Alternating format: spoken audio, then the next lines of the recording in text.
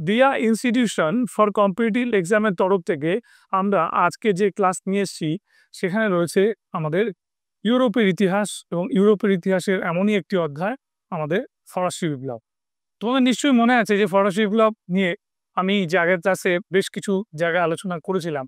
এই পারপাসে আজকে আমরা তার উপর কিছু রেলিভেন্ট কোশ্চেন নিয়ে এসেছি, যেগুলো আমাদের মাদ্রাসা সার্ভিস এবং 2016 কোশ্চেন পেপার এবং প্রবাবেল কোশ্চেন আমাদের সবভাবেই এসছে। তার থেকে সমস্ত কিছু বাছাই করে কোশ্চেনগুলো কিন্তু আমি একটু আলোচনা করব।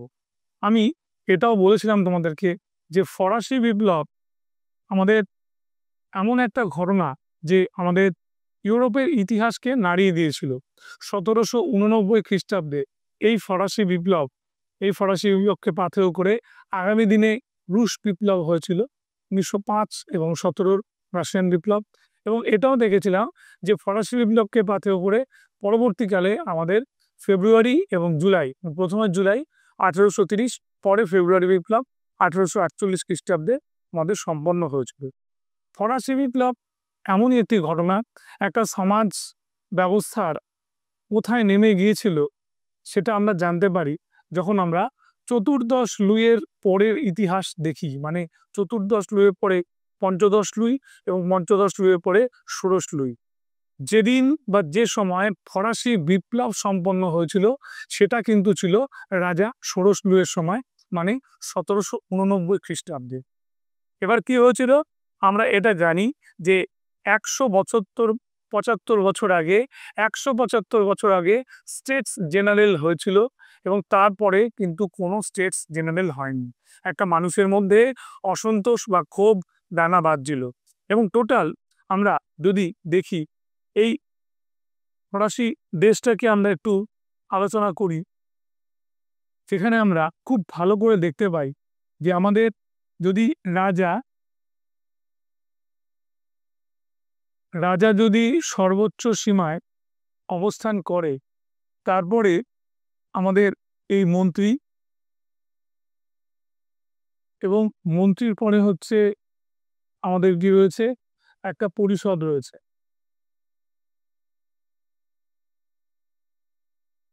এবং তারপরে এই পরিষদের সঙ্গে সঙ্গে সেনাপতি।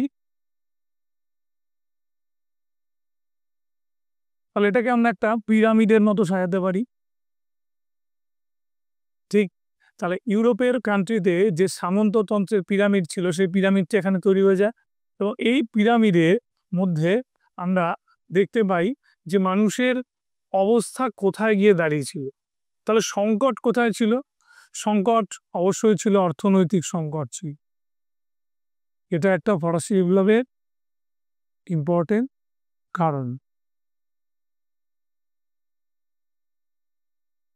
ঠিক?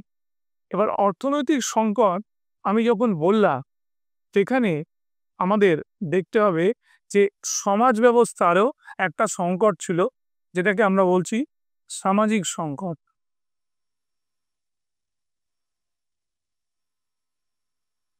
পেজটাকে খুব ভালো করে খেয়াল করবে।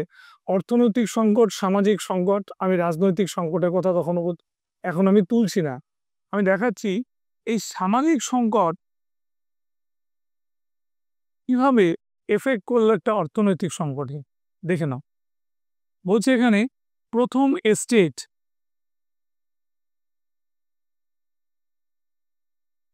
মানে অবস্থান, তাই তো? রাষ্ট্রের প্রথম শ্রেণীর যারা ছিল, প্রথম এস্টেট, তার মধ্যে পড়তো কারা? যাজক বা পুরোহিত।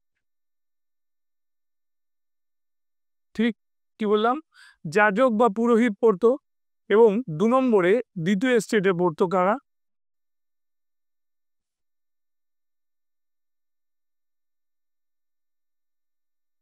এখানে পড়তো রাজা ও অভিজাত।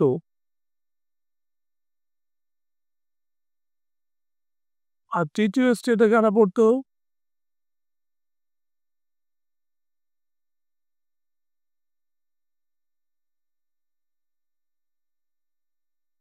আমাদের বুর্জোয়ারা। এই বুর্জোয়া কারা? অ্যাকচুয়ালি এই কথাটা বার্জে, যাকে আমরা বুর্জোয়া করেছি, মানে নগরে, ফরাসি নগরে বসবাসকারী মানুষদের বার্জিয়াস বা বুর্জোয়া বলা হতো। এই বুর্জোয়ার মধ্যে পড়তো হচ্ছে বুদ্ধিজীবী লোকেরা,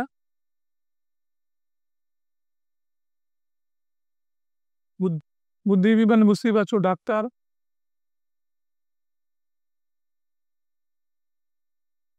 উকিল, অধ্যাপক,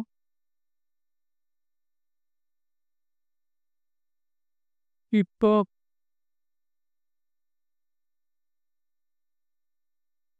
ব্যবসায়ী, ছোট বড় দুই ধরনের ব্যবসায়ী, ঠিক আছে, কৃষক, শ্রমিক, এবং সঙ্গে থাকতো কি, কৃষক এবং শ্রমিকের সঙ্গে সাকুলত। সাকুলত কারা? সাকুলত হচ্ছে যারা বংশহীন, কুল বংশহীন ব্যক্তি এবং ভবঘুরে চালচুলহীন বেশ কিছু লোক, যারা চাকরির সন্ধানে আমাদের প্যারিসে এসেছিল। ঠিক, এবার দেখো, এটা তো সমাজ, সামাজিক জায়গাটা দেখিয়ে দিলাম। এবার সমাজ কি করে অর্থনৈতিক সংকটকে আমাদের কি করলো, ছুঁয়ে গেল, টাচ করে গেল। এবার দেখে নাও, করের যে বোঝা, করের বোঝায় যাজক বা পুরোহিত এরা মোটামুটি 1 থেকে 3% বেশি দিত না।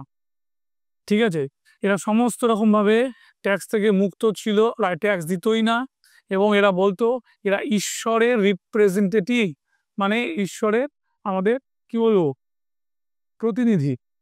আবার দ্বিতীয় স্টেটে রাজা এবং অভিজাত, এরা যা ট্যাক্স দিত খুব সামান্য, 10%-এর মতো, 8% থেকে 10%-এর মধ্যে এরা ট্যাক্স দিত। কারণ এরা হচ্ছে কি মনে করতো, অভিজাত বলে এরা মনে করতো যে তাদের সঙ্গে ওঠা বসা পুরোহিতে, সাধারণ মানুষের নয়, তাই তারা ট্যাক্স দেবে না।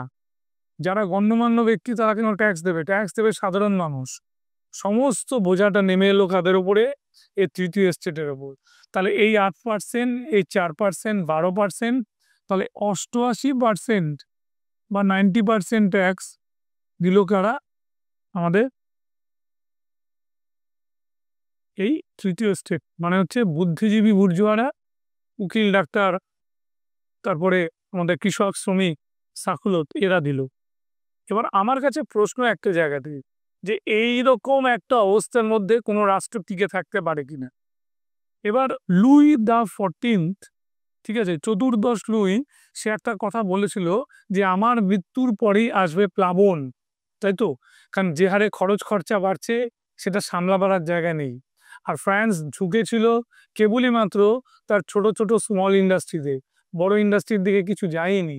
অথচ আমাদের ইউরোপের 1760 থেকে 80 ইংল্যান্ডে শিল্প বিপ্লব হয়েছিল, এবং সেই শিল্প বিপ্লবের ঢেউ অন্যত্র কিন্তু ছড়িয়েছিল। তাহলে ফ্রান্স যখন এরকম একটা জায়গা ফেস করলো, সেখান থেকে কি হলো, একটা মানুষের মধ্যে সংকট, ক্রাইসিস বেরিয়ে এলো। আর তার মধ্যে কাজ করেছিল দার্শনিকদের রচনাগুলি, যেমন রুশো, মন্তেস্কু, ভলতেয়ার, তাই তো? আবার তার সঙ্গে সঙ্গে ছিল ফিজিওক্র্যাটস, মানে যাদেরকে বলা হয় হচ্ছে আমাদের নয়া অর্থনীতিবিদ। এবং একই সঙ্গে আমাদের ছিল হচ্ছে, ওই একই সঙ্গে ছিল আরও একটা শ্রেণী, যাকে আমরা বলতাম কি বিশ্বকোষ প্রণেতা, ডেনিস দিদেরো, দি অ্যালেমবার্ট। এরা কিন্তু তোমার প্রতিবাদী হয়েছিল এবং তারা চোখ খুলে দিয়েছিল। মন্তেস্কুর স্পিরিট অফ লস, তাই তো? বা আমাদের রুশোর কি বলেছিল, সামাজিক চুক্তি মতবাদ, তাই তো? রুশোর যেমন সামাজিক চুক্তি মতবাদ। তারপর হচ্ছে আমরা দেখতে পাই অসাম্যের মূল সূত্র, ভলতেয়ারের খাদিদ, এই বইগুলোতে পুরোপুরি আক্রমণ উনি করেছিলেন, তাই তো?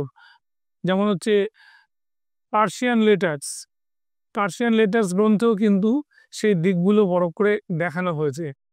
এবং এই সঙ্গে সঙ্গে বলি যে ফরাসিরা যে কাগজি মুদ্রা চালু করেছিল, অ্যাসাইনেট, ঠিক আছে, এটা একটা খুব ভালো প্রভাব ছিল।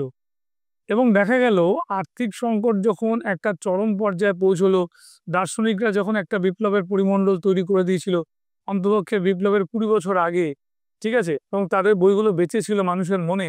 ঠিক সেই সময় ঠিক সেই সময় আমাদের চাপ আসতে আরম্ভ করলো লুই 16 ষোড়শ লুইয়ের উপরে। তাকে বলা হলো যে সে যেন স্টেটস জেনারেল ডাকে। এবার সে ডিলে করতেই থাকে, খরচের পর খরচ হতে থাকে।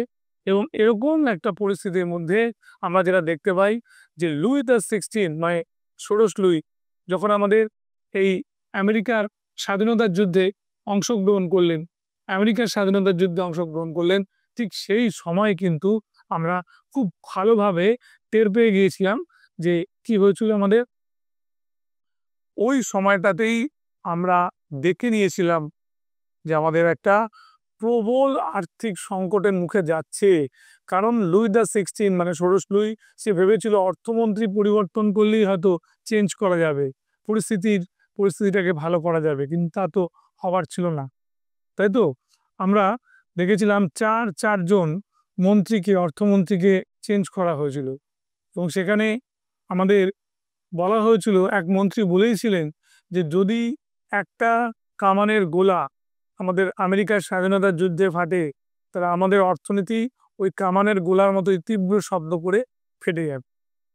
ঠিক আছে, তাহলে এইবার আমরা যেটা দেখলাম, এই যে তুর্গ, এই যে নেকার, এই যে ব্রিয়া, ঠিক আছে, এরা সবাই কি করেছিল, সব চেঞ্জ হয়েছিল। এবং পরিস্থিতিটা এমন জায়গায় গিয়েছিল যে মানুষের কাছ থেকে টাকা নেওয়া হয়েছিল, রাজকোষে জমা করা হয়েছিল, বলেছিল লাভজনক সুদে ফেরত দেওয়া হবে, সেটাও পর্যন্ত দেওয়া হয়নি। এবং 1789 খ্রিস্টাব্দে আমরা যখন দেখলাম যে আমাদের এই টেনিস কোর্টের শপথ হলো, তাই তো? টেনিস কোর্টের শপথ, কারণ রাজার যে আলোচনা সভাটায় ওরা গেল, তখন দেখলো সেখানে তালা লাগানো আছে। ঠিক তার সামনেই আমাদের কি ছিল, আমাদের ওই রাজগৃহের সামনেই আমাদের যেখানে সভা বসে, সেই সভাগৃহের সামনেই ছিল একটা টেনিস কোর্ট। সেইখানে গিয়েই আমাদের কি হলো, শপথ করা হলো। এবং এইখানে উঠে এলো কি ব্যক্তি ও নাগরিকের অধিকার, তাই তো? তাহলে সাম্য, মৈত্রী, স্বাধীনতা, ফরাসি বিপ্লবের এই 3 আদর্শের মধ্যে আমরা আরো একটা জিনিস দেখব, যে ব্যক্তি ও নাগরিকের অধিকার। এবং এরপর যে স্টেজটা এসেছিল, এরকম ভাবে আমরা দেখেছিলাম যে ষোড়শ লুই গ্রেপ্তার হয়েছিল, মেরি আন্তোয়ানেট তাকেও গিলোটিন দেওয়া হয়েছিল। এবং আমরা এটাও দেখেছিলাম যে একটা সন্ত্রাসের রাজত্ব তৈরি করে আমরা 1 বছরের জন্য হলেও বৈদেশিক আক্রমণটাকে ঠেকিয়ে রেখেছিলাম এবং বেশ কিছু সংস্কার করেছিলাম। এবার এই যে বেশ কিছু সংস্কার হয়েছিল এবং সেই তরফে যাদের অবদান ছিল, তারা হচ্ছে জ্যাকোবিন ক্লাব। 2টো ক্লাব ছিল, জ্যাকোবিন আর জিওনিনস। ঠিক আছে, এই জ্যাকোবিন ক্লাবের হিবার্ট, ঠিক আছে, তারপর হচ্ছে রোসপিয়ের, দাঁতো, এরা খুব সক্রিয় ছিল। প্রচুর মানুষ মরলেও ওরা কিন্তু কি করেছিল, এই সন্ত্রাসটা বিপ্লবকে রক্ষা করেছিল। রাইকার বলেছিলেন, ঐতিহাসিক রাইকার, সন্ত্রাস বিপ্লবকে রক্ষা করেছিল। এবং যে পর্যায়ে সন্ত্রাসের আর প্রয়োজন ছিল না, তারপর সন্ত্রাসকে টেনে নিয়ে যাওয়াটার কোনো প্রয়োজন ছিল না। তারপর আমরা যেটা দেখি সেটা হচ্ছে, তারপর সংবিধান সভার কার্যাবলী হয় 93 সালে। এবং 94 সালের মধ্যে এটা সমাপ্ত হওয়ার পরে পরিস্থিতি আগের চেয়ে অনেকটা ভালো হয়। এবং রোসপিয়ারকে যখন মারা হয়, তখন আমরা দেখি যে রেড টেরর মানে লোহিত সন্ত্রাসের থেকে শ্বেত সন্ত্রাসে রূপান্তরিত হলো যখন ওনাকে মারা হলো। এবং আস্তে আস্তে পরিস্থিতি অনেকটাই সামনাসামনি এলো। আমরা এই পর্বের দ্বিতীয় যে পর্বটি আছে, সেই পর্বে আমাদের রয়েছে নেপোলিয়ন বোনাপার্ট। শুধু নেপোলিয়ন বোনাপার্ট নয়, আমাদের বেশ কিছু ফরাসি চরিত্র, তাদেরকে নিয়েও আমরা ঠিক পরের পার্টে আলোচনা করব। এবং আরও ডিটেলে আমরা যাব হচ্ছে ফরাসি বিপ্লবের এই সন্ত্রাসের রাজত্ব এবং অর্থনীতি এবং রাজনৈতিক পরিস্থিতি এবং যে পূর্ব মনার্কি ছিল, তার পতনটা নিয়েও আমরা ডিটেল আলোচনা করব। তাহলে এই পর্যায়ে আমরা কিছু প্রশ্ন উত্তর দেখি, যেটা আমরা পড়ালাম, তার উপরে আবার নেক্সট দিনে আমরা কন্টেন্টেই আবার ফিরে যাই।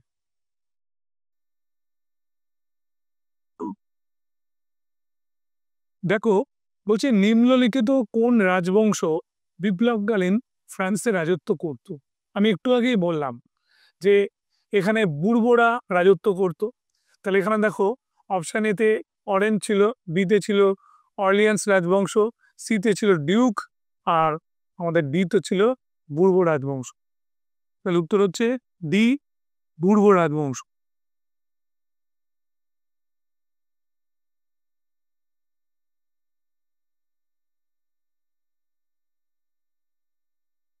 এবার দেখো কোন ফরাসি সম্রাটের কেতকী যে আমার মৃত্যুর পরেই আসছে মহাপ্রয়াণ, তাই তো একটু আগে আলোচনা করলাম আফটার মি দ্য ডিল, আমার মৃত্যুর পরেই প্লাবন আসছে, এটা বলেছিলেন চতুর্দশ রূপ। এটা হচ্ছে অ্যান্সার, অ্যান্সার হচ্ছে বি। ঠিক, মনে থাকবে। তাহলে পঞ্চদশ ষোড়শলুই হবে না, ষোড়শলুইয়ের সময় তো বিপ্লব। ঠিক, বেশ। ষোড়শলুইয়ের রাজত্বকালে মোট কয়জন অর্থমন্ত্রী নিযুক্ত হয়েছিল? দেখো একটু আগেই পড়ালাম যে আমি বললাম যেখানে তুর্গ, নেকার, ব্রিয়া এবং আরো একজন, তার মানে সংখ্যাটা হলো 1 2 3 4। তাহলে আমরা এখানে পেয়ে গেলাম অপশনে 4জন। এটা মাদ্রাসা সার্ভিস কমিশনে দিয়েছিল, দেখবে এটা ভালো কোশ্চেন। বেশ, চলে যাই।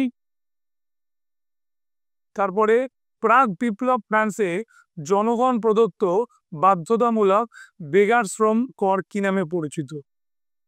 বেগার শ্রম মানে তুমি পরিশ্রম করবে কিন্তু তোমাকে কোনো মজুরি দেওয়া হবে না। ঠিক, এটা মনে রাখবে, করভি। তাহলে আমরা করভি এখানে পাচ্ছি, টেইল, টাইথ, করভি, গ্যাবেলা পেয়ে গেলাম, করভি সি। তাহলে এই যে স্যার গ্যাবেলাটা আছে, গ্যাবেলাটা কি? এটা হচ্ছে লবণ কর, মনে থাকবে, লবণ কর।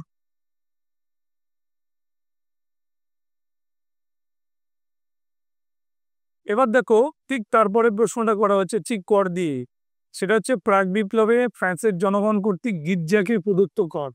মানে গির্জাকে কর দিলে তারা একটা অংশীদার হয়ে যাচ্ছে কিন্তু যাজক। সেটা মনে রাখবে সবসময়, গির্জার সঙ্গে একটাই ট্যাক্স জড়িত, তার নাম টাইদ। তাহলে অপশান ইতে টাইদ আমরা দেখতে পেলাম। বিতে টেইল হবে না, সিতে হচ্ছে ভিংটিএমএ হবে না, আর ডি হচ্ছে ক্যাপিটেশন হবে না। এবার এই ট্যাক্সগুলো কি, প্রত্যেকটা ফাংশন কি, যেটা আমরা আমরা ডেসক্রিপটিভ ক্লাসে আমরা আরো আরো ভালোভাবে সেটাকে একটু বলবো, কারণ কোনটা ডাইরেক্ট ট্যাক্স কোনটা ইনডাইরেক্ট ট্যাক্স এটা তোমাকে জানতে হবে। ফরাসি সমাজের সাকুলত কাদের বলা হতো? একটু আগেই বললাম, যারা ভবঘুরে, যারা চাল চুলোহীন, যারা কুলোদবিহীন, তাই সাকুলত। তাহলে উত্তর হচ্ছে চাল চুলোহীন, ভবঘুরে, মানে ডি। তাহলে এ শ্রমিক হলো না, বি ক্ষেত মজুর হলো না, সি কৃষক হলো না, একজন আমরা করলাম চাল চুলোহীন, ভবঘুরে। ষোড়শলুই নিযুক্ত অর্থমন্ত্রীদের মধ্যে, ষোড়শলুই নিযুক্ত অর্থমন্ত্রীর মধ্যে কে ছিলেন না? আমি কি বলেছিলাম? তুর্গ, নেকার, ব্রিয়া আর ক্যালন, 4জন। তাহলে এখানে তুর্গ আছে, ক্যালন আছে, ব্রিয়া আছে, আমরা নেকারের নামও জানি। তাহলে হবে না হচ্ছে বৃষ। তাহলে উত্তর হচ্ছে ডি, এই বৃষ। মনে থাকবে, উত্তর বি, বৃষ।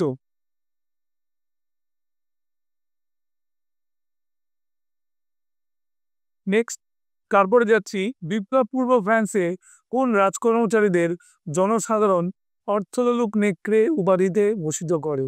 অর্থলোলুপ নেকড়ে মানে তারা কিভাবে পারে মানুষের কাছ থেকে এরা টাকা নিয়ে নিত, তাই তো? সুদ হোক, কোনো রকম কিছু রক্ষা কর হোক, যেরকম ভাবে হোক ট্যাক্স তোলা নিত।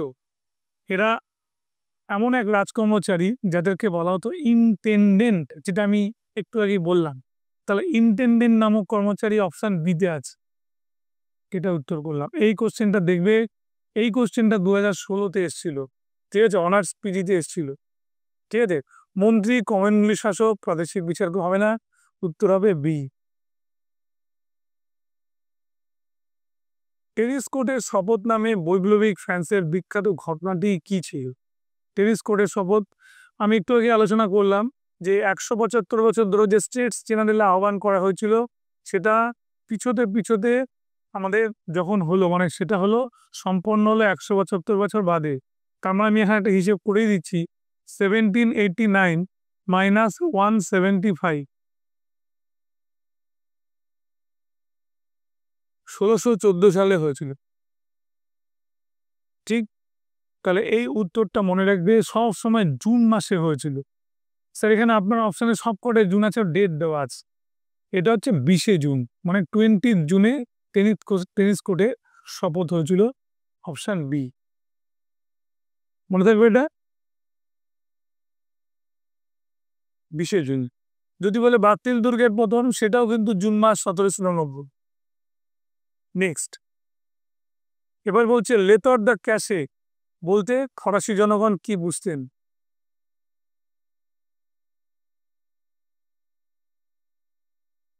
লেতর দ্য ক্যাশে এই জিনিসটা জানবে, সেটা হচ্ছে তোমাকে সন্দেহের আইনে যখন গ্রেপ্তার করা হতো, সন্দেহের আইনে গ্রেপ্তার করা হতো, আমরা দেখেছিলাম ল অফ সাসপেক্ট। ঠিক আছে, এই ল অফ সাসপেক্টে কোনো ব্যক্তিকে যদি মনে করা হতো সন্দেহজনক ব্যক্তি, সন্দেহ প্রমাণ করার দরকার হয়নি, তাকে গ্রেপ্তার করা হতো। ওই যে গ্রেপ্তারি পরোয়ানাটার নাম ছিল কি, লেতর দ্য কেস। ঠিক, 1 নম্বর।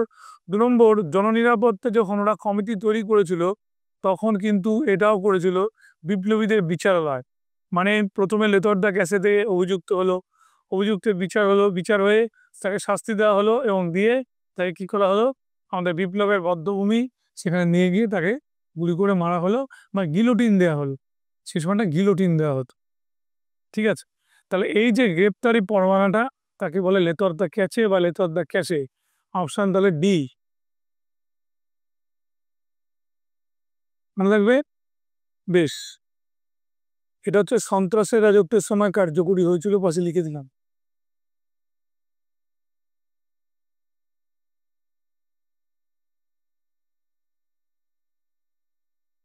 দ্য স্পিরিট অব লস গ্রন্থখানি কে রচনা করেন?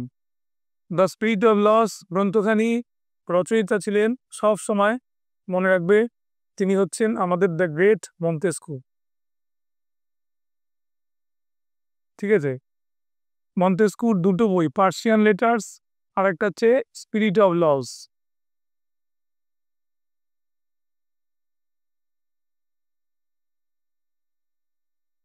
পার্সিয়ান লেটার্স,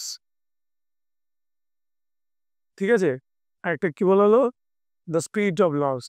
মন্তেস্কু হচ্ছে এমন একজন দার্শনিক, যিনি কিন্তু বলেছেন যে রাজার অস্তিত্বের প্রয়োজন আছে, রাজাকে সামনে রেখেই কাজ করতে হবে, রাজা ছাড়া কাজ হবে না, এটা কিন্তু উনি বলেছিলেন। বেশ, তো অপশন ডি। কে মন্তব্য করেন ফরাসি বিপ্লবের প্রধান কারণ হলো দার্শনিকদের ষড়যন্ত্র? এই কথাটা বলেছিলেন এক ব্রিটিশ, ঠিক আছে, তাকে কেউ কেউ বলে ফিলোসফার, কেউ বলে হচ্ছে একজন গুড অরেটার, তার নাম এডমন্ড বার্গ। এডমন্ড বার্গ বলেছিল ফরাসি বিপ্লবের প্রধান কারণ হলো দার্শনিকদের ষড়যন্ত্র। এটা কিন্তু ডেভিড টমসন বা অ্যালফ্রেড কোবলাম বা লাভব্রুস বলেন। ঠিক আছে, এটা মনে রাখবে।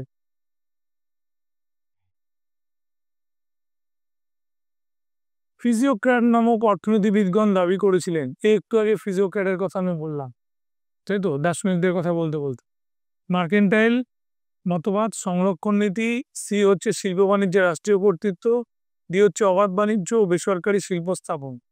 অপশন এ আর বি কে নিয়ে কোনো চিন্তা নেই, কিন্তু ক্লোজ অপশন ছিল এ। সি আর ডি কে নিয়ে কনফিউজড হয়ে যায় স্টুডেন্ট। স্যার শিল্পের তো কথা বলা হয়েছিল, 100 বার শিল্পের কথা বলা হয়েছিল, ঠিক আছে, কিন্তু শিল্প বাণিজ্যে কি কখনো বলা হয়েছিল রাষ্ট্রীয় কর্তৃত্বের কথা? কখনো বলা হয়নি। বলা হয়েছিল যে আমাদের অবাধ বাণিজ্য আর বেসরকারি শিল্প, ঠিক আছে, এটা আমাদের স্থাপন করতে হবে। যদি আমরা বেসরকারি শিল্প করি বা অবাধ বাণিজ্যের দিকে যাই, তাহলেই কিন্তু আমাদের কি হবে, অর্থনীতি অনেক বেশি স্ট্রং হবে। তাহলে উত্তর হলো এখানে ডি। সংবিধান সভা কবে মানুষ ও নাগরিকদের অধিকার ঘোষণা নামক দলিল প্রকাশ করে? ঠিক, সংবিধান সভা কবে মানুষ ও নাগরিকের অধিকারের ঘোষণা, যাকে আমরা বলি ব্যক্তি ও নাগরিকের অধিকারের ঘোষণা। বেশ, এই দলিল প্রকাশের ব্যাপারটা যখন আসবে, সবসময় মনে রাখবে, এটা হয়েছিল 26শে আগস্ট 1789-তে। তার মানে অপশন ডি। ঠিক আছে, মানুষ ও নাগরিক, দেখে ব্যক্তি ও নাগরিকের অধিকার বলে।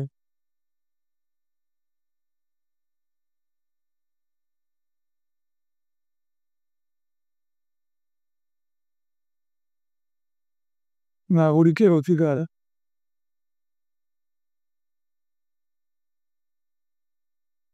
বেশ, বৈপ্লবিক ফ্রান্সে আর্থিক সংকট কাটানোর জন্য যে কাগজি মুদ্রা চালু হয়, একটু আগেই বলেছিলাম যে অ্যাসাইনেট হচ্ছে আমাদের সেই সময় ফ্রান্সে কাগজি মুদ্রা ছিল, মানে বিপ্লবকালীন।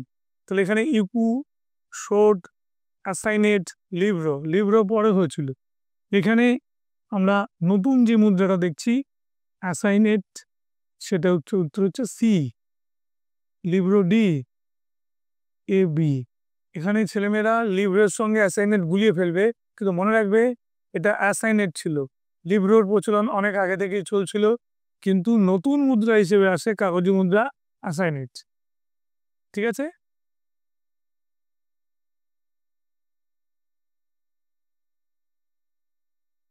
তাহলে বিপ্লবকালীন যেমন আমরা অ্যাসাইনেট বলে এক ধরনের কাগজি মুদ্রা দেখলাম, ঠিক তেমন দেখলাম গিলোটিনে, ভয়ঙ্কর গিলোটিন যন্ত্রে হত্যা। তাহলে এই রাজা ষোড়শ লুইকে কবে গিলোটিন দেওয়া হয়েছে, এটা খালি মাথার মধ্যে নিয়ে নেবে যে সময়টা হচ্ছে 1793। কারণ সন্ত্রাসের রাজত্ব যখন চালু হয়েছিল তখনই কিন্তু এটা হয়, তাই তো। তাহলে সন্ত্রাসের রাজত্বের যে স্প্যানটা আছে তার মধ্যে 93 সালটা পড়ে।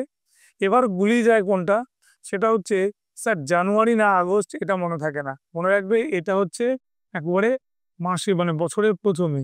তাহলে এটা 21শে জানুয়ারি 1793, বি হচ্ছে অ্যান্সার। মনে থাকবে কেনটা অ্যান্সার করলাম বি। বেশ, এবার বলছে জ্যাকোবিন দলের কোন নেতার বিখ্যাত উক্তি রাষ্ট্রকে বাঁচতে হলে রাজাকে মরতে হবে, যাকে বলা হয় ফরাসি বিপ্লবের শ্রেষ্ঠ বিপ্লবী, তাই তো। এবং শুধু ফরাসি, মানে ফরাসি বিপ্লবের শ্রেষ্ঠ বিপ্লবী বলা হয় না, কাকে মানে জ্যাকোবিনের প্রাণ পুরুষ ওনাকেই বলা হয়। সেই ব্যক্তি হচ্ছেন আমাদের এখানে বার্নাম হবে না, দুঃখ হবে না, রোসপিয়ার, মারাত। মারাত, রোসপিয়ার একই, মানে ওই বিপ্লবের সময়কারী লোক ছিল, বার্নামও ছিল। কিন্তু যেটাকে বলে যে টেরোরিজম বা সন্ত্রাসের সঙ্গে জড়িত এই ব্যক্তি রোসপিয়ার এই কথাটা বলেছিল।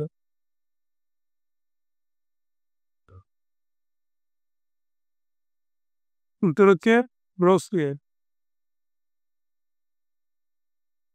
জ্যাকোবিন সন্ত্রাসের বিরুদ্ধে প্রতি বিপ্লবীদের শুরু করা পাল্টা সন্ত্রাসকে কি বলা হয়, একটু আগেই বললাম।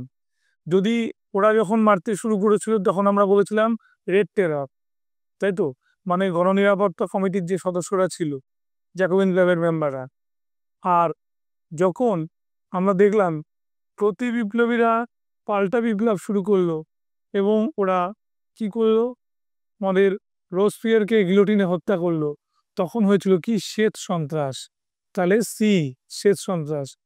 এ মহাসন্ত্রাস হবে না, বি লাল সন্ত্রাস হবে না, পিট সন্ত্রাস হবে না, উত্তর এক কথা হবে শ্বেত সন্ত্রাস।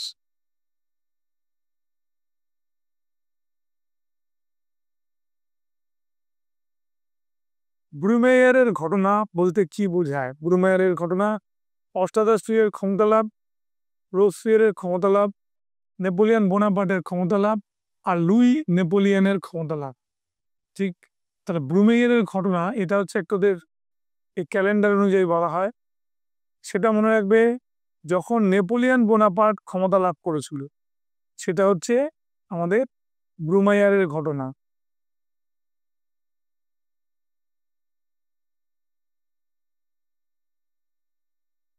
ঠিক আছে, নেপোলিয়ন বোনাপার্টের ক্ষমতা লাভ, এটাকে আমরা ব্রুমেয়ারের ঘটনা বলি।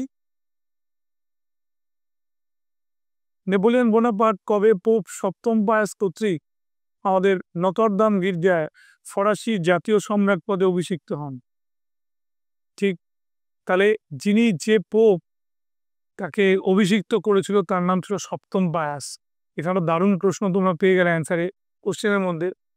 তাহলে এই ঘটনা মনে রাখবে, নেপোলিয়ান যখন তার রাজমুকুটটা পরলেন, তাকে অভিষিক্ত করা হলো, সেই সালটা কিন্তু ছিল সবসময় 1804।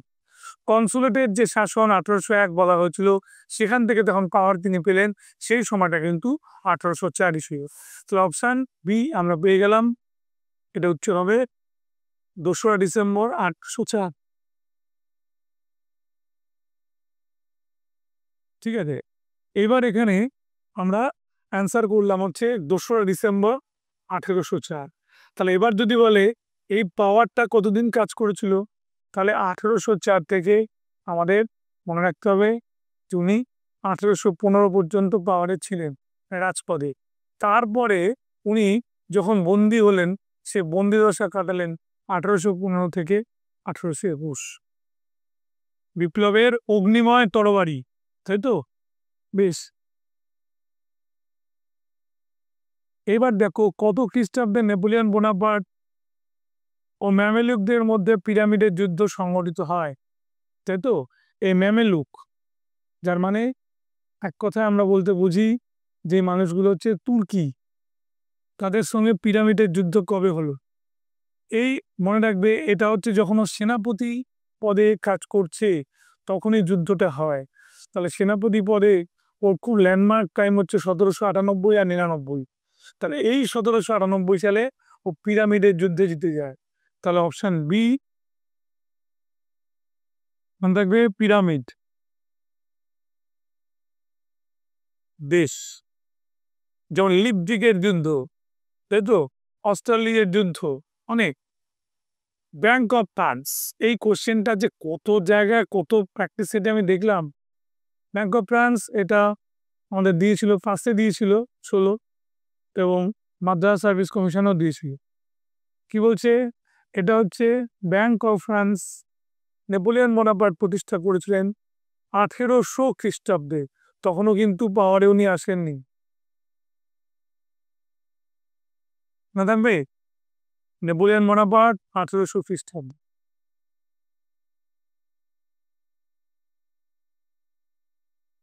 1801 খ্রিস্টাব্দে নেপোলিয়ন বোনাপার্ট এবং সপ্তম পায়াসের মধ্যে যে সম্পাদিত কনকর্ডাট, যাকে আমরা এক কথায় বলি ধর্ম মীমাংসা চুক্তি, মানে 1801 মানে তুমি আগে ধরে নাও 4 সালে সপ্তম পায়াস বসাচ্ছে, ওনাকে অভিষিক্ত করছে, ঠিক তার 3 বছর আগে কি হয়েছিল?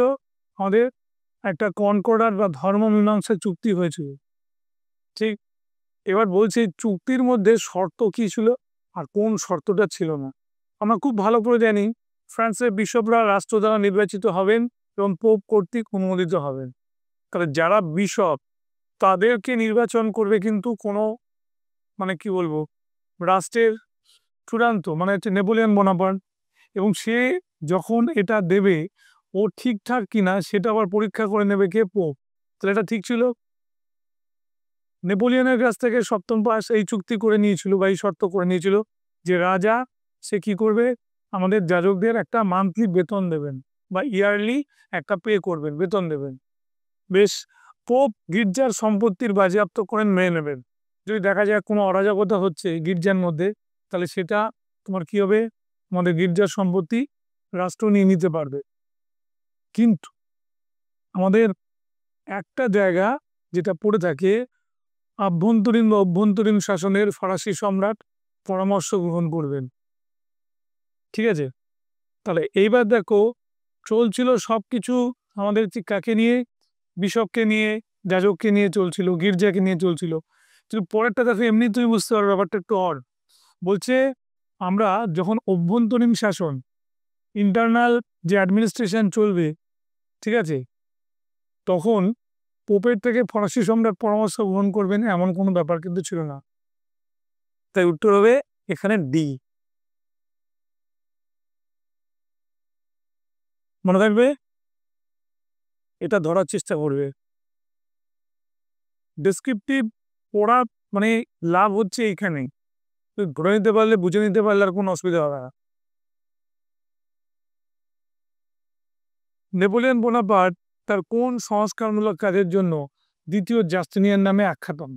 তাহলে জাস্টিনিয়ান কিসের জন্য বিখ্যাত আমরা পড়েছিলাম ছোটবেলায়, সেই ক্লাস 6-এর বইতে, আমি জানি এখন আর তোমাদের 6-এর বইতে সেই সিলেবাস আছে কিনা, মানে প্রাচীন বিশ্বের ইতিহাস থাকে না, তো তোমরা সেখানে পড়বে, যদি এনসিইআরটি একদম ছোটবেলার বই পড়ো, সেখানে দেখবে যে জাস্টিনিয়ানের কথা আছে, তিনি বিখ্যাত তার আইনের জন্য, তাই তো, তার শাসন সংস্কার শাসন বিধির জন্য। ঠিক, এটা আমাদের ব্যাংক অফ ফ্রান্স প্রতিষ্ঠা কখনোই তোমার জাস্টিনিয়ানের আইনের সঙ্গে তুলনা হতে পারে না। কোড নেপোলিয়ান না, সেটাও হতে পারে না। আমাদের সে রোমান আইনগুলোকে তোমার কি বলবো কম্পাইলেশন করে একবারে তোমার সংযুক্ত করে নি এই আইন পেশ করেছিলেন, এটা হবে না। 1860 খ্রিস্টাব্দে প্যারিসের ইম্পেরিয়াল বিশ্ববিদ্যালয়ের প্রতিষ্ঠা, না এটা হবে না। এবং কনকর্ডার চুক্তির মাধ্যমে রাষ্ট্র ও গির্জার বিবাদ নিরসন 1801, তাও হবে না। তবে দেখা গেল যেটা, যে একটা জিনিসকে টাচ করে যাচ্ছে, যেখানে আইন বা কোর্ট রয়েছে, তাই তো, সেটা রয়েছে একমাত্র অপশন বিতে, তাই তো, যেখানে কোড নেপোলিয়নের কথা বলা হয়েছে, যে এই কোড নেপোলিয়ন আইন বিধি করলে সেটা কিন্তু জাস্টিনিয়ানও একই রকম ভাবে সে আইন বিধি তৈরি করেছিল, যেটা ওই ফলকের ওপর লেখা ছিল, তার সঙ্গে মিলটা আমরা পাই। তাহলে উত্তর এখানে অবশ্যই হবে আমাদের বি। ঠিক আছে, মনে থাকবে। 1804 খ্রিস্টাব্দে 2287টি ধারা সম্বলিত সিভিল কোড কবে নেপোলিয়ান নামাঙ্কিত হয়, নেপোলিয়ানের নামে নামাঙ্কিত হয়? তাহলে যে কোড নেপোলিয়ান কবে তৈরি হয়েছিল, যে এটা জানে সেও এটাও বলতে পারবে যে এই ধারা দিয়ে এই কাজটা কবে হয়েছিল, সে বলতে পারবে। তাহলে তখনই তো সে করতে পারবে যখন সে সম্রাট হবে। তাহলে আমাদের 1799 1798 সেনাপতি, 1801 কনসাল, কিন্তু যেতে পারেননি।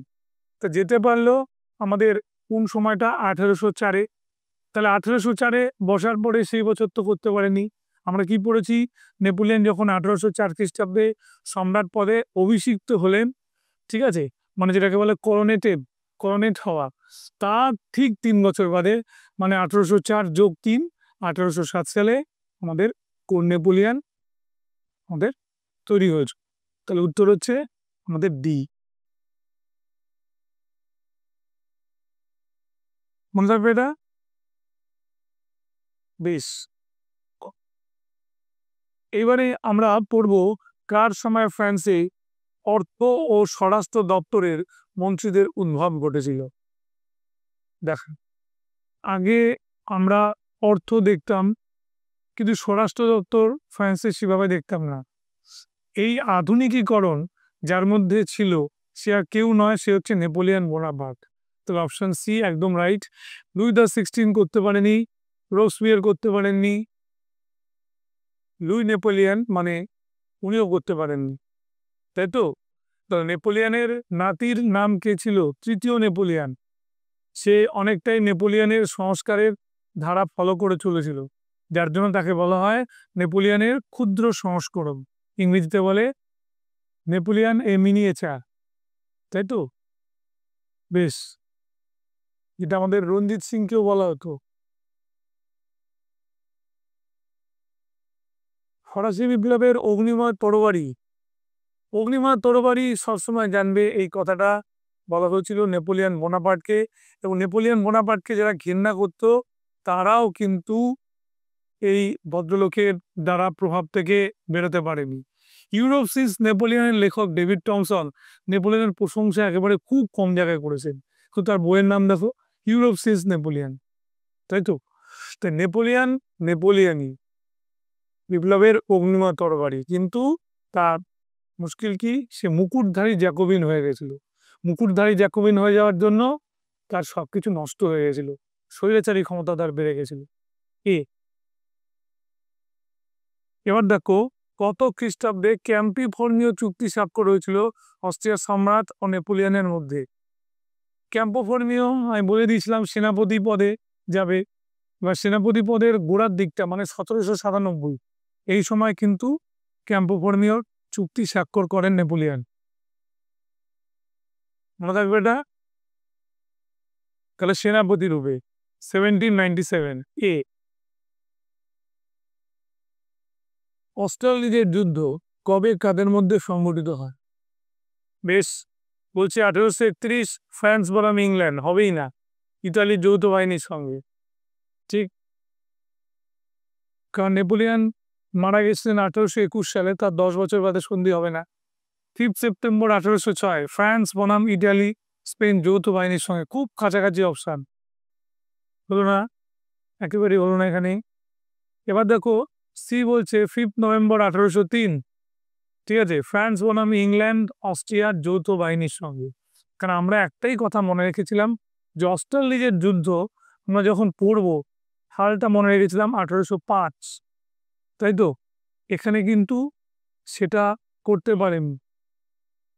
তাহলে আমরা পেলাম লাস্ট যে অপশন ডিতে 2রা ডিসেম্বর 1805 ফ্রান্স বনাম রাশিয়া অস্ট্রিয়ার যৌথ বাহিনীর সঙ্গে, ঠিক আছে।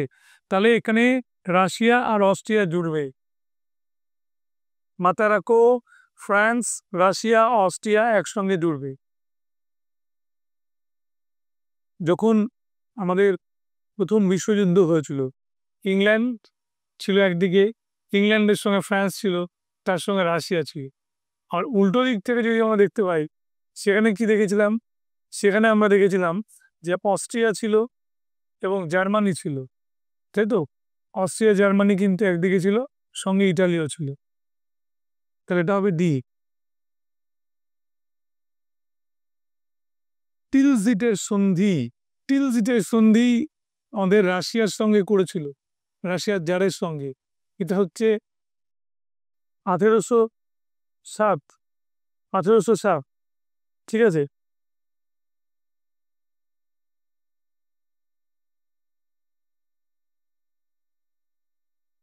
নেপোলিয়ন ও রাশিয়ার মধ্যে এটা হয়েছিল, এটা কিন্তু ভালো করে মনে রাখবে, ঠিক আছে। 1807 এবং রাশিয়ার জার বাধ্য হয়েছিল তোমার কি করতে, তোমার সমঝোতা করতে বাধ্য হয়েছিল।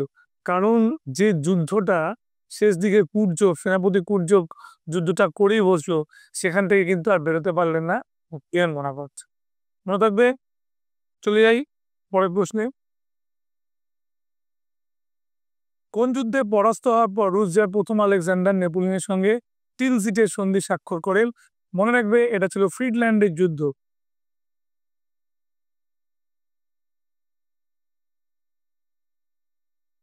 প্রথম আলেকজান্ডার নেপোলিয়নের সঙ্গে টিলজিটের সন্ধি স্বাক্ষর করেন। তাহলে এইখানে আমরা দেখলাম 1807 নেপোলিয়ন ও রাশিয়ার মধ্যে হয়েছে।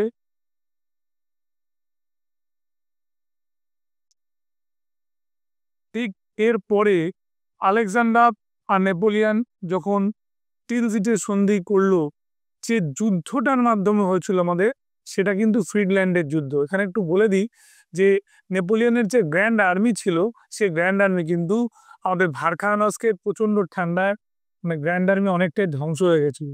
এবার অতক্ষণ ধরে পেছোচ্ছে, বারবার পশ্চাৎসরণ, যেটাকে আমরা বলি রেট্রিয়েট, এবং যিনি কুর্জব রাশিয়ার সেনাপতি ছিল, সে পোড়ামাটি নীতি নিয়েছিল এবং গেরিলা কায়দায় যুদ্ধও করছিল।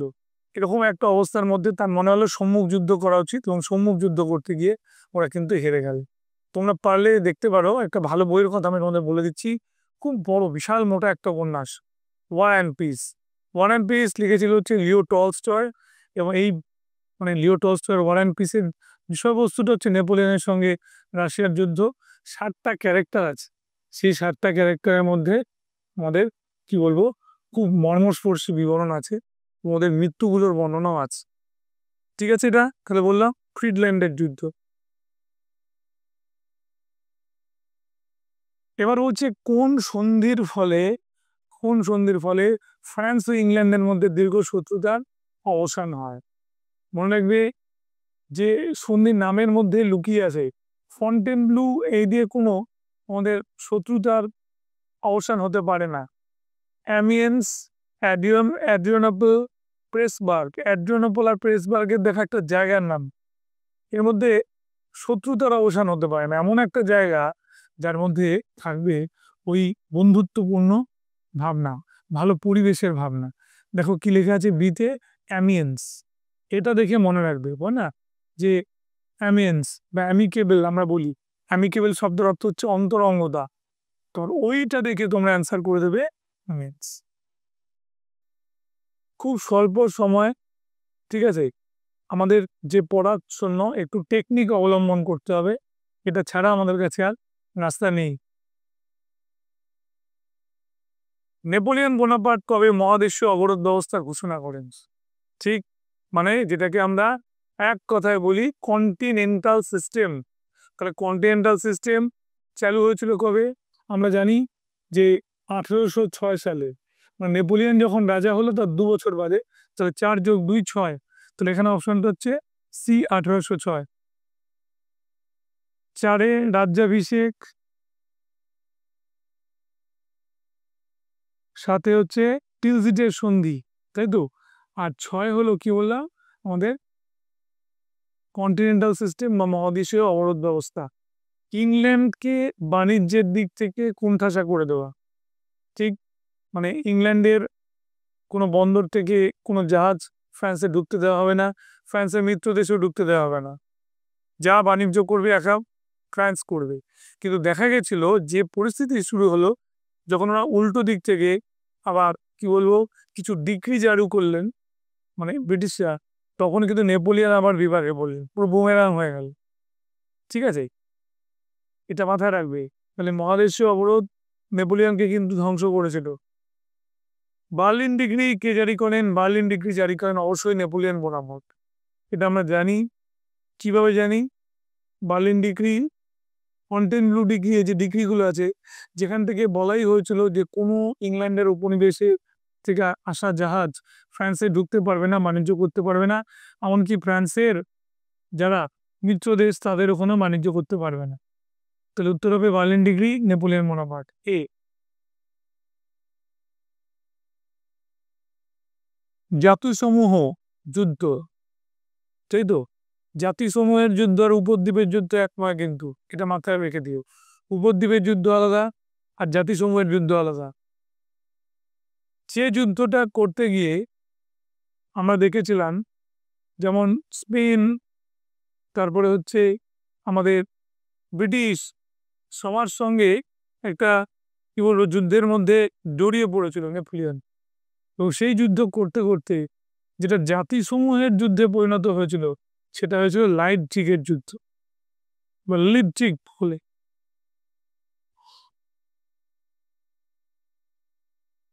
ঠিক আছে, আর উপদ্বীপের যুদ্ধ হচ্ছে স্পেন, স্পেন জড়ায়।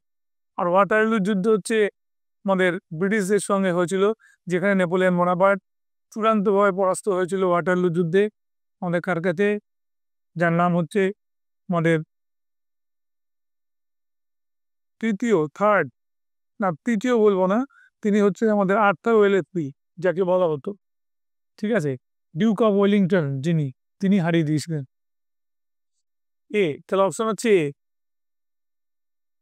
এবার দেখো ওয়াটারলু যুদ্ধের পর নেপোলিয়ন কোন দ্বীপে নির্বাসিত হন? এটা খুব অনেকগুলো, প্রচুর প্র্যাকটিস এটা দিয়েছে, কেউ কোলাবে না। এটা হচ্ছে অনেকেই এলবা দ্বীপে করে দেয়। এলবা দ্বীপে যখন বন্দি, সেটা একটা টেম্পোরারি টাইমিং, এবং 100 দিনের রাজত্ব করার সময় সে ফিরে এসেছিল। কিন্তু তাকে যখন ওয়াটারলুর যুদ্ধে 1815 সালে হেরে গেল, সেই ফ্রান্সের থেকে বলছে প্রায় আমাদের 5000 কিলোমিটার দূরে যে জায়গাটা, তার নাম হচ্ছে সেন্ট হেলেনা।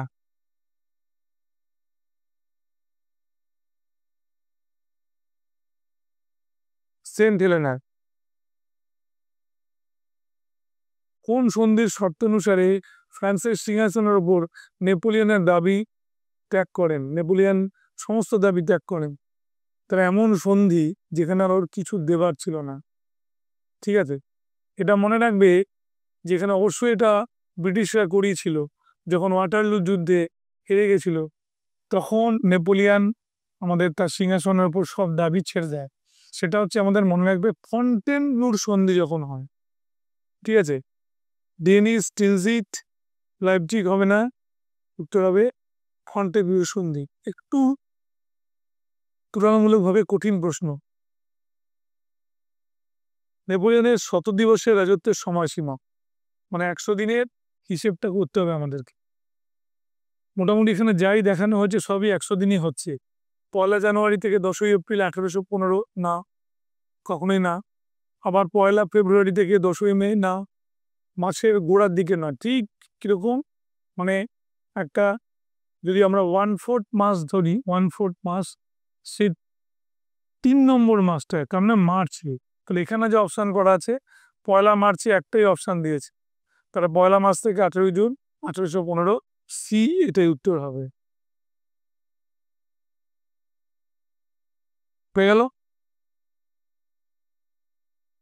এবার দেখো কোন অভিযানে নেপোলিয়ন বোনাপার্টের বিখ্যাত গ্র্যান্ড আর্মি ধ্বংস হয়। একটু আগেই বলছিলাম যে রাশিয়া অভিযান করতে যখন যায় নেপোলিয়ন, তখনই কিন্তু তার সেই বিখ্যাত গ্র্যান্ড আর্মি ধ্বংস হয়ে যায়। উত্তর হবে আমাদের রাশিয়া অভিযান।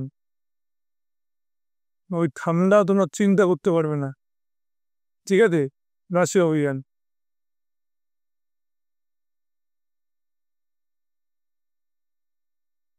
নেপোলিয়ন বোনাপার্টকে কোন ঐতিহাসিক মুকুটধারী জ্যাকোবিন বলে অভিহিত করেন?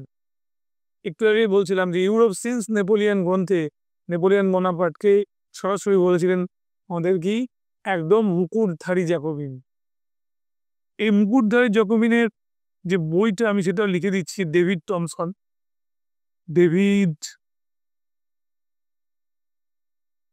টমসন, বইটার নাম ছিল ইউরোপ সিন্স নেপোলিয়ন।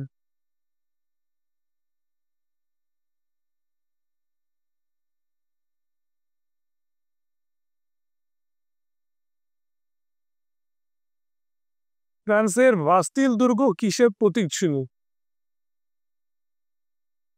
এটা তো একবারই বলা যেতে পারে, যেখানে রাজার সম্পর্কে যারা সমালোচনা করত, প্রতিবাদ করত, তাদের কি করা হতো, ওখানে ধরে তখন বন্দি করে রাখা হতো।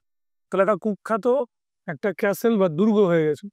তাহলে উত্তরটা হবে যে রাজার স্বৈর ক্ষমতার এগেনস্টে যারা বলতো, তাহলে উত্তর রাজার স্বৈর ক্ষমতা।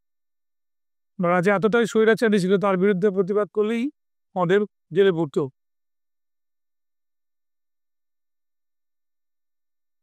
নিম্নলিখিত ব্যক্তিবর্গের মধ্যে যে মন্তব্য করেন যে ফ্রান্সীয় ভ্রান্ত অর্থনীতির জাদুঘর? টুর্গো আছে, স্মিথ আছে, লেফেভার আছে, সবুল আছে। ঠিক, তাহলে ভ্রান্ত অর্থনীতির জাদুঘর এই বিখ্যাত কোটেশনটা বলেছিলেন অ্যাডাম স্মিথ। ঠিক আছে, তার বিখ্যাত গ্রন্থের নাম কি? Wealth of nation. উনি ফাটলগুলো ধরিয়ে দিয়েছিলেন, ফ্রান্সের অর্থনীতি ফাটল উনি ধরিয়ে দিয়েছিলেন।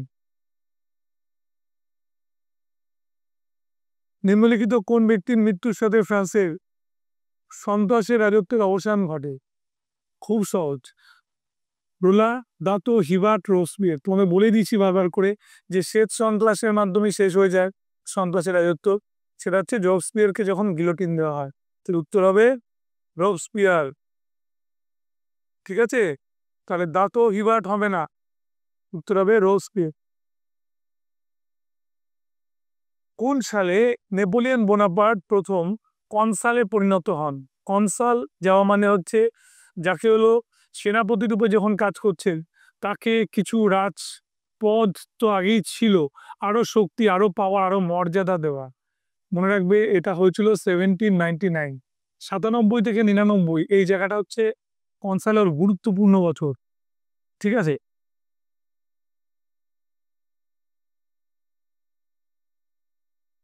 1799 খ্রিস্টাব্দ। নিম্নোক্তদের মধ্যে কে মন্তব্য করেন অহমিকায় বিপ্লব বয়ানি স্বাধীনতা ছিল অজুহাত মাত্র? অসাধারণ কথা। যখন নেপোলিয়ন সম্রাট হয়েছিলেন তখন এই কথাটা উনি বলেছিলেন যে এই অহংকারটাই অ্যাকচুয়ালি বিপ্লব এনেছে, অহংকারটা না থাকে বিপ্লব আসতো না। আর যে স্বাধীনতা সেটা একটা লেম এক্সকিউজ, ওই অহংকারের হাত ধরেই স্বাধীনতা এসেছিল। এর উত্তর হবে নেপোলিয়ন বোনাপার্ট। কি সুন্দর, মানে কি বলবো, তার কথা, সে লোক কেমন ছিল আমি যাচ্ছি না, তার মধ্যে অনেক দোষ ত্রুটি ছিল, কিন্তু যে উইল ফোর্স, তার যে তিব্বত, চিন্তাই করা যায় না, অসাধারণ মানুষ। কোনটি নেপোলিয়নীয় আইন সংহিতার অংশ ছিল না? না, কোড নেপোলিয়ন মানে 2287 যে ধারা ছিল। দেখো, নাগরিক আইনের কথা নেপোলিয়ন বলেছিল, দণ্ডবিধির কথা বলেছিল, ফৌজদারি দণ্ডবিধির কথা বলেছিল না, ফৌজদারি দণ্ডবিধির কথা কিন্তু এ কখনোই বলেন। ভেবে দেখো যে ডাকাতি হলে বা অমুক তমুক করলে কি করবে, সেখানে বিচার মণ্ডলীর একটা বিচার হতো, তার কোনো কোড আইন ছিল না। খুব সুন্দর উত্তর, সি। এটা উত্তর হবে আমাদের ফৌজদারি দণ্ডবিধি, সি হলো। কৃষি শিল্পের কথা প্রথমের গোড়াতেই বলেছেন উনি। আভ্যন্তরীণ সংস্কারের মধ্যে নিম্নোক্ত কোনটি সম্পৃক্ত ছিল না? বেশ, ব্যাংক অফ ফ্রান্স, ফ্রান্স বিশ্ববিদ্যালয়, civil constitution of the clergy, concordat বা ধর্ম মীমাংসা চুক্তি। মনে রাখবে কোনটা ছিল না তো? ব্যাংক অফ ফ্রান্স ছিল নেপোলিয়নের ক্ষেত্রে, ফ্রান্সের ইউনিভার্সিটি তৈরি হয়েছিল, কিন্তু civil constitution of the clergy ফরাসি বিপ্লব চলাকালীন হয়েছিল। তাহলে উত্তরটা আমরা সি করলাম। আবার কনকর্ডাট পোপ সপ্তম পায়াসের সঙ্গে চুক্তি, এটা আমরা দেখেছিলাম 1806-7 ওই সময়টা। তাহলে উত্তর C, civil constitution of the clergy হয়নি। এটা ফরাসি বিপ্লবের সময় হয়েছে, নেপোলিয়নের সময় হয়নি। জাতিপুঞ্জের যুদ্ধ, দারুণ। আমি বারে বারে বলেছিলাম যে জাতিপুঞ্জ বা জাতি নিয়ে যুদ্ধে যখন জড়াবে সেটা হচ্ছে লিপজিগের যুদ্ধ। তাহলে এখানে অপশন বিতে আমরা দেখতে পাচ্ছি 1813 লিপজিগের যুদ্ধ আছে। ওয়াটারলু, নীল নদের যুদ্ধ বা মিশরের যুদ্ধ বা মেমেলুকদের যুদ্ধ হবে না। 8 থেকে 14 উপদ্বীপের যুদ্ধ মানে স্পেনের সঙ্গে টানা যুদ্ধ হবে না। উত্তর বি। বেশ, বিপ্লব শান্ত ফ্রান্সের কোন রাজনৈতিক দলের সমর্থক ছিলেন নেপোলিয়ন বোনাপার্ট? এক কথায় উত্তর দেওয়া যেতে পারে জ্যাকোবিন। তার জন্য ওনাকে মুকুটধারী জ্যাকোবিন বলা হতো। টিপু সুলতানকে উনি কিন্তু মেম্বার করে দিচ্ছেন এই জ্যাকোবিন দলের। নিম্নোক্ত কোন শাসক মহাদেশীয় ব্যবস্থা মানতে না যাওয়ায় নেপোলিয়নের হাতে বন্দী হন? খুবই সহজ, সে হচ্ছে আমাদের পর্তুগালের রাজা, তাই তো? পর্তুগালের রাজা স্পেন দখলকালে পর্তুগালের পথ দিয়ে যখন গেল, পর্তুগালের রাজা এটা মানল না, তাই উনি ওনাকে বন্দি করলেন। ঠিক আছে, উত্তর হচ্ছে সি, পর্তুগালের রাজা।